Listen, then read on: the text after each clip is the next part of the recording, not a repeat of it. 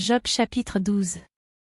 Job prit la parole et dit: On dirait, en vérité, que le genre humain c'est vous, et qu'avec vous doit mourir la sagesse.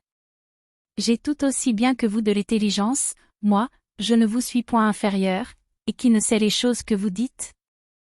Je suis pour mes amis un objet de raillerie, quand j'implore le secours de Dieu, le juste, l'innocent, un objet de raillerie. Au malheur le mépris. C'est la devise des heureux, à celui dont le pied chancelle est réservé le mépris. Il y a paix sous la tente des pillards, sécurité pour ceux qui offensent Dieu, pour quiconque se fait un Dieu de sa force. Interroge les bêtes, elles t'instruiront, les oiseaux du ciel, ils te l'apprendront. Parle à la terre, elle t'instruira, et les poissons de la mer te le raconteront. Qui ne reconnaît chez eux la preuve que la main de l'Éternel a fait toutes choses? Il tient dans sa main l'âme de tout ce qui vit, le souffle de toute chair d'homme. L'oreille ne discerne-t-elle pas les paroles, comme le palais savoure les aliments?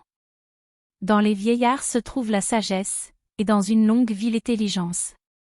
En Dieu réside la sagesse et la puissance. Le conseil et l'intelligence lui appartiennent.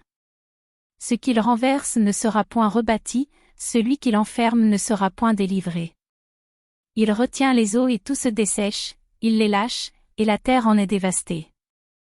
Il possède la force et la prudence, il maîtrise celui qui s'égare ou fait égarer les autres. Il emmène captifs les conseillers, il trouble la raison des juges. Il délie la ceinture des rois, il met une corde autour de leurs reins. Il emmène captifs les sacrificateurs, il fait tomber les puissants. Il ôte la parole à ceux qui ont de l'assurance, il prive de jugement les vieillards. Il verse le mépris sur les grands, il relâche la ceinture des forts.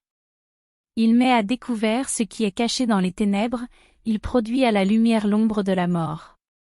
Il donne de l'accroissement aux nations, et il les anéantit, il les étend au loin, et il les ramène dans leurs limites.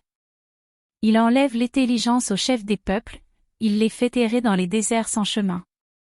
Il tâtonne dans les ténèbres, et ne voit pas clair, il les fait errer comme des gens ivres.